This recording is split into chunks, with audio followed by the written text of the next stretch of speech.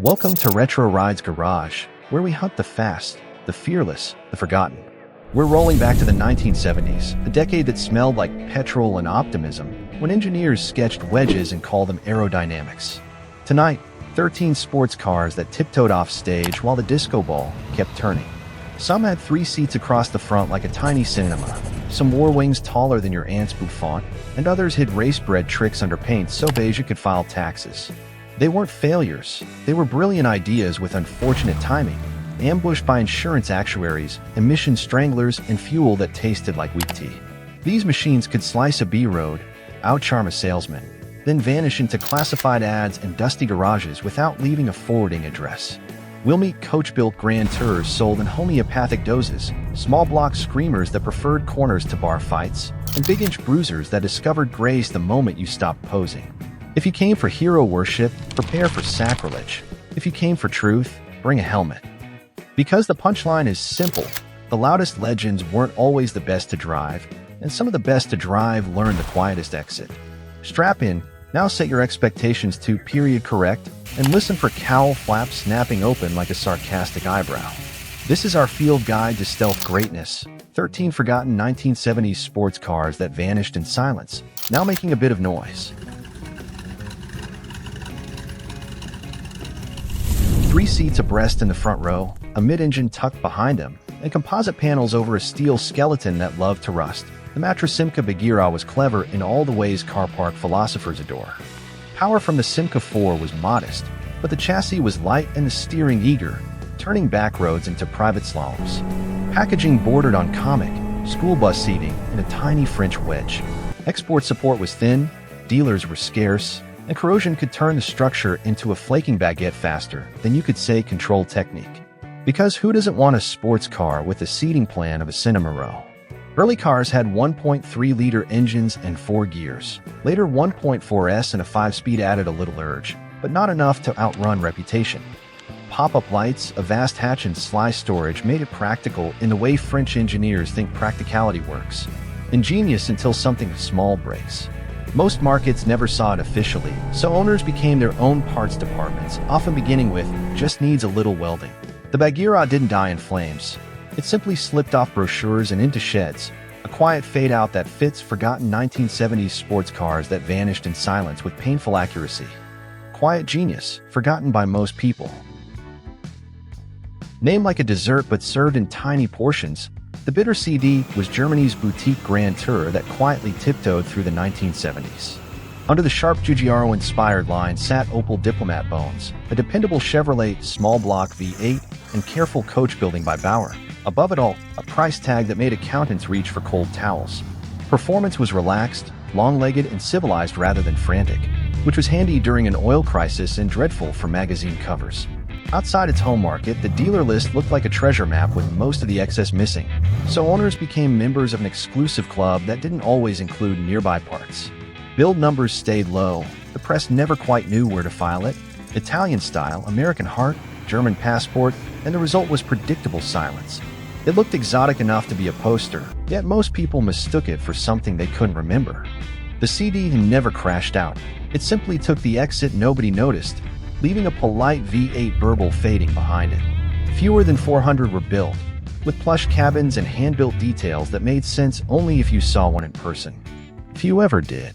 As a 1970s sports tourer that vanished in silence, it is textbook material and a wonderfully obscure punchline. Strip away the cowboy hat and movie quotes, and the 1977 Pontiac Trans Am is a surprisingly earnest driver's car hiding in plain sight. Yes, the black and gold SE became a cultural mascot, but beneath the decal sat a honed second-gen F-body with real steering feel, stout brakes for the era, and a chassis that preferred sweeping A-roads to straight-line grandstanding. The 6.6-liter V8 and W72 spec brought welcome torque. Yet emissions rules and insurance fear kneecapped headline power, turning the famous shaker scoop into theater for more than airflow on many cars. That mismatch between image and numbers made enthusiasts argue, while the buying public simply moved on, and the Trans Am quietly slipped out of the 1970s sports car conversation it helped shape. WS6-era chassis bits would sharpen the formula, but the idea was already present in '77, a big coupe that could hustle, communicate, and take a set mid-corner without feeling like a parade float. The joke, if you like, is that the Bandit's greatest stunt was obscuring the car's substance. Today you can talk decals and T-tops all night, yet the part worth remembering is the balance, the long-legged gearing, and the way the car settles when you commit. It didn't vanish because it failed. It vanished because its own spotlight blinded the room. In a film poster world of quips and mustaches, the 77 Trans AM remains the 70s sports car many saw but few noticed, which is precisely how something becomes forgotten without making a sound. The 1971 Boss 351 is the moment Ford sharpened its last true small-block sword, then quietly sheathed it as the party lights came on. Solid lifter 351 Cleveland, big ports, real compression, and gearing that begged for redline. It revs like a thoroughbred and punishes half-hearted throttle. Net horsepower rules arrived, insurance men learned long division, and suddenly this razor-edge fastback became the right car at the wrong cultural moment. Ignore the tape stripes and the scale jokes. The wide-shouldered 1971 shell hides quick steering, decisive brakes, and a chassis that likes commitment. Feed it a road with sweepers, and the Boss answers with a hard, bright note that sounds like purpose rather than noise. Period tests praised the grip and balance. Then the market yawned and ordered something with opera windows. Today people remember the name but misplace the year, which is how a landmark quietly wanders off. Think of it as a Muscle-era palate cleanser, a small block built like a race part, a 4-speed that wants your wrist awake, and a rear axle that behaves when you do. It is the clever kid who transferred school's midterm. The transcripts are brilliant, the yearbook forgot him. In a decade that loved drama, the Boss 351 simply did the work, bowed, and left the stage while the audience checked fuel prices. That is exactly how a 1970s sports car becomes forgotten without making a sound, by being excellent while everyone else is busy panicking. And it still wants to run. The 1970 Plymouth Arracuda looks like a street brawler who brought a science project. Side exit exhaust, fiberglass fresh air hood, Trans AM stance, and gearing that makes fourth feel like a dare. Named for all American racers, it existed to homologate clever track ideas rather than dominate stoplights, which is why casual muscle fans overlooked it while the faithful learned to drive it properly. The 346-barrel, triple two-barrel carbs, snapped to attention, small block lightness sharpened turn-in, and the quick ratio steering felt like an invitation. Staggered polyglass tires, a ducktail spoiler, and those strobe stripes screamed poster car, yet the chassis read the road like Braille and preferred rhythm to wrestling. You didn't buy an AAR for torque boasts. You bought it to link corners to that raspy, syncopated soundtrack and the faint perfume of race-fuel daydreams. Magazines praised balance and brakes, and the way it shrugged off choppy tarmac. The ride height even let the side pipes live another day. Still, the louder the graphics, the more buyers expected effortless drag miracles. When expectation met reality, the AR became a connoisseur's choice and a sales footnote. Then the rules changed, the series moved on, and the AR quietly slipped from the loud party it helped host. Today it reads like a decoder ring for 1970, a small block that punches above its weight, a chassis that wants to dance, and a mission statement written in spoiler angles and welts. It didn't vanish because it failed, it vanished because it asked for understanding. Bring patience, a tight two-lane, and a metronome in your right foot, and the AR answers with clarity. Less straight-line swagger, more fast, precise linking between apexes. It whispers a dry joke as it goes by. The car that looked the loudest may have been the era's quietest genius, and it's laughing under its breath. The 1970 AMC Rebel, the machine, arrived wearing stars, stripes, and the expression of a gym teacher who brought a stopwatch to a parade. Beneath the billboard paint lived AMC's 390 V8 with ram air, tuned suspension, and a sense of humor about its own volume. It wasn't subtle, hood scoop like a small county, cowl attach, exhaust that sounded like an ultimatum, yet the mission wasn't pure drag terror. AMC's calling card, we can play this game too. Road tests found real pace and surprising composure, but buyers wanted either quiet comfort or quarter-mile legend. A blue-collar handling car in flag pajamas puzzled both camps. The chassis was honest, with firm springing thick anti-roll bars, and steering that preferred fingertips to fists, and on a winding two-lane it carried speed with an almost cheeky calm. The Hurst-shifted 4-speed in a short final drive kept the engine in its happy place, while power brakes and hefty cooling made it feel ready for long hot days that never came. Then an oil crisis dimmed the showroom and insurance discovered the word surcharge, and the machine did the most AMC thing imaginable. It kept working while nobody watched. Drive one properly, and you meet a car that turns in cleanly, talks through the wheel, and uses torque to surf rather than smash. Keep it smooth and it covers ground faster than its paint suggests. Low production and an outsider badge guaranteed a quiet afterlife, so many remember the costume long before the talent.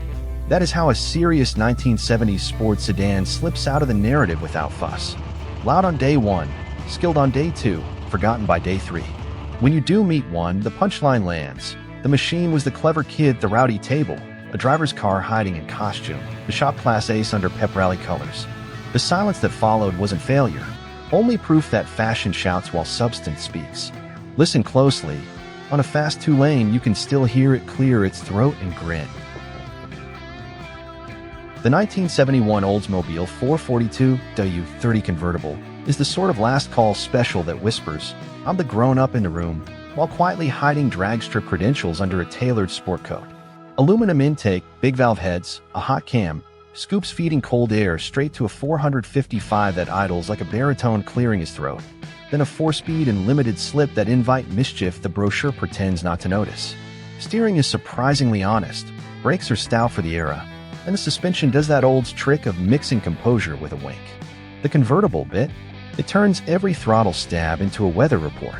Yet in '71 the world discovered insurance actuaries and unleaded fuel, and the W30 bowed out like a headliner cut short by the fire marshal. Production stayed tiny, marketing went beige, and the public decided muscle belonged to posters, not dealerships. The 1971 Pontiac GTO Judge convertible is the rock star who showed up for the encore just as the venue switched the lights to fluorescent. Ram Air hardware, free-breathing heads, and a row-your-own 4-speed meant the talent was real, even as compression and ratings slipped into the witness protection program. The Judge package, spoilers, graphics, attitude, still shouted, but the broader world was pricing horsepower like fine art. On the road, the car feels awake. Quick steering, confident turn-in, and brakes that prefer planning to panic. The convertible top adds theater. The wind judges your hairstyle. What hurt it wasn't character, it was calendar math and insurance algebra. Buyers wanted quieter badges or cheaper premiums, and the Judge name quietly left court. Low production sealed the fade out, so most people remember the joke but not the punchline. This thing moves. The 1971 Plymouth Hemi Cuda convertible is a mic drop delivered with a straight face. 2 4-barrels perched on a 426 that idles like thunder, a pistol grip 4-speed, and a chassis that behaves better than mythology suggests when you stop grandstanding and actually drive. In '71, the world moved the goalposts. Compression fell, ratings slipped to net, insurance clerks learned the word surcharge, and fuel stations posted sermons about restraint. Plymouth built very few ragtops with the elephant motor, and then quietly walked away, as if the backstage pass had expired. On the road, a Hemi convertible feels civil until you ask, at which point the intake roars like a choir, the shaker trembles, and the car lunges for the next horizon. Steering talks, the rear axle mind its manners if you do, the limited slip hooks up, and the brakes are honest about their limits. What people forget is that beneath the posters and auction headlines lives a grand tour with a mischievous streak, big seats, real stability, and a ride that relaxes once you stop flexing. The hood wobbles, the cowl attach glares, and every throttle tip-in feels like an alibi. Its disappearance from the '70s sports conversation wasn't a mystery. It was math. Tiny production, rising costs, emissions tangles, and a market drifting to cushier coupes turned the Hemi Cuda ragtop into a rumor you had to prove. It didn't fail. It escaped by going scarce early and letting legend do the heavy lifting. Find one today, drop the top, and the car delivers the driest punchline of the decade. The loudest machine in the room chose the quietest exit, and somehow that made it louder still. Settle your hands, smooth your feet, and it answers with grace. Ask rudely, and it replies with tire smoke and a raised eyebrow. It will lope at cruise, then leap when the secondaries swing, the whole car grinning. The 1970 Buick GSX Stage 1 is the gym-built librarian of the muscle era, polite diction, terrifying deadlift. Beneath the billboard stripes sits a 455 that reads torque fluently, small valve wizardry, and a slide cam turning mid-range into momentum. Nail it, and the world slides backward. Loaf it, and the car hums like a well-paid elevator. Stage 1 bits sharpen the brief. Better breathing, tighter suspension, quicker steering, and brakes that prefer foresight to drama. It is the punchline to a lazy stereotype. Buick is Boulevard plush because this one corners, communicates, and still spares your chiropractor. Yet the image never fully escaped the badge. Buyers chasing loud bragging rights went elsewhere. Fans of quiet speed kept quiet about it. Then the decade changed its rules. Insurance clerks discovered spreadsheets, fuel quality limboed, and big-inch heroes learned the meaning of net. The GSX didn't fail, it bowed. Low production and Buick's gentlemanly persona helped it slip from the spotlight, vanishing by blending in. Drive one now, and the joke lands early. The steering talks, the 455 shoves like a landslide, and ride stays civil over broken pavement. The 1970 Plymouth Superbird is a NASCAR rulebook dressed as a cartoon. Wind tunnel nose, sky-high wing, neighbors staring on principle. Built to woo Richard Petty and win ovals. It also created the decade's least subtle road car, the kind that makes car wash attendants negotiate hazard pay. Dealers hesitated. Shoppers wanted one without the snorkel mask and decals. Meanwhile, the sanctioning body kept moving the goalposts, so the street cars became collateral from a racing argument. Under the costume lives a sorted B-body, torsion bar front, leaf spring rear, stout brakes for its time, and high-speed stability that makes interstates feel like walkways. Engines range from brawny 440s to the Hemi with its cathedral choir intake note. The Aero adds comet speed and mild awkwardness in car parks. That's the charm. Brilliant at 120, slapstick at two-point turns where the nose cone suddenly looks the size of a canoe. Because looks and timing were odd, many sat unsold and slid into trivia while subtler rivals got applause. Drive one and the joke flips. It tracks Aero straight, settles over crests, shrugs at crosswinds, and feels eerily modern in the only metric that matters here. The wing isn't cosplay. It was sized for trunk clearance and stability, and it delivers both. The nose cone parts the flow, the rear window plug soothes the wake, headlamp doors keep drag tidy, and the silliness evaporates the instant the Speedo stands up. That gap between day-to-day practicality and mythic highway poise helped it vanish from mainstream memory. Most owners parked them, few exploited the trick. Rules changed. Buyers wanted polite coupes, and this aerodynamic alien exited stage left.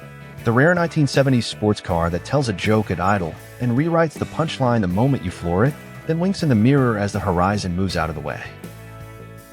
The 1970 Dodge Challenger R/T Hemi is a swaggering brawler that studied manners. Under the shaker hood lives the 426 with twin four-barrels, an idol like thunder, and torque that moves scenery by blocks. Everyone remembers the poster. Fewer remember that the chassis, driven with a brain, actually talks. Quick steering, honest brakes, and a planted feel once you stop proving you can smoke the horizon. Period realities gave it a vanishing act. Insurance went carnivorous, compression fell, ratings migrated to net, and fuel got weird. Hemi was pricey, the take rate tiny, and the market pivoted to comfort coupes. Result, the loudest spec quietly left the 1970s sports car conversation, living on in whispers and auction tales. Drive one and the contradiction still charms truly. The engine is all threat and then surprise. Usable, it Lopez through town, surges in the mid-range, and pulls to a roar you feel. The R/T structure is more cooperative than legend suggests, with body control that improves as your inputs smooth. Treat it like a partner and the car shrinks around you. Treat it like a meme and it becomes one. That gap between noise and nuance is why it belongs here. Remembered for billboard fury, but forgotten for the way it actually drives. When the decade changed the rules, the Hemi Challenger chose a quiet exit and let stories grow without it. Find a good one, grab the pistol grip, and the joke appears. Beneath the thunder lives grace, a fast conversation rather than a shout. The 1970 Chevrolet Chevelle SS 454 LS6 is the loudest whisper of the decade, a one-year mic drop that left on tiptoe. Under the cowl induction hood lives the 454 with big valves, a rowdy cam, and a conservative 450 horsepower rating, backed by the M22 4-speed or a tough TH400, then a 12-bolt rear that translates poor decisions into stripes. On real roads, the LS6 is more than posters and parking lot folklore. It turns in cleanly, settles its nose, and converts torque into distance like a magician using math. Open the throttle and the cowl flap snaps up, the Holly gulps, and the car surges in one sentence. Brakes and steering ask for respect rather than drama. The engine writes headlines while the chassis edits them. Why did it vanish from the 1970s sports car conversation? Timing. Insurance rates found calculus, fuel slid, ratings moved to net, and buyers drifted to quieter badges.